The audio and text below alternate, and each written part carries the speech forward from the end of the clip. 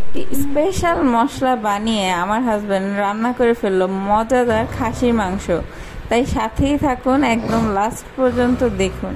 খাসির মাংস পরিষ্কার করে ভালোভাবে ধুয়ে নিয়ে তার মধ্যে মরিচের গুঁড়া, পেঁয়াজ, হলুদের গুঁড়া, বাসায় তৈরি করা জিরার গুঁড়া, লবণ, আদা রসুন বাটা দিয়ে তেল দিয়ে ভালোভাবে মেখে মেরিনেট করে রেখে দিবে 2-3 ঘন্টার জন্য।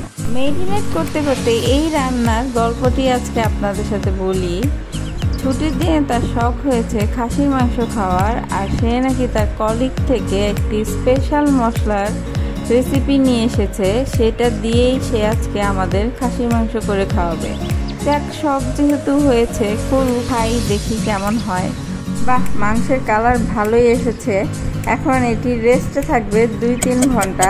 এই ফাঁকে সে তার স্পেশাল মশলা করে নেবে। মাংস মেরিনেট হয়ে গিয়েছে। মাংসতে যেহেতু তেল দেওয়া হয়েছে, তাই একটি কড়াইতে শুধুমাত্র ফোড়নের জন্য তেল দিব। তার মধ্যে দিয়ে দিব তেজপাতা, এলাচ, দারচিনি। মাংস মেরিনেটের সময় পেঁয়াজ দেওয়া হয়েছে, তাই এখন অল্প কিছু পেঁয়াজ দিয়ে ভেজে নিব। আর এই পর্যায়ে দিব ধনিয়ার গুঁড়া। ধনিয়ার গুঁড়া একটু ভাজা হয়ে গেলে তার মধ্যে দিয়ে দিব মেরিনেট করা মাংসগুলো। একটু নেড়ে চেড়ে ঢেকে রাখবো। তারপরে দেখুন কি সুন্দর পানি বের হচ্ছে মাংস থেকে। এই পর্যায়ে কাঁচামরিচ দিয়ে দিব।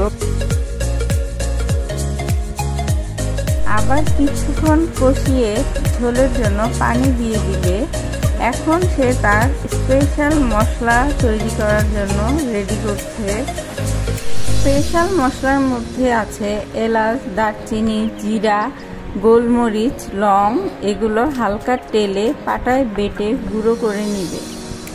মাংস 80% হয়ে গেলে এই মশলাটি দিতে হবে, তাহলে অনেক সুন্দর অ্যারোমা আসে আর টেস্টও হয় অসাধারণ।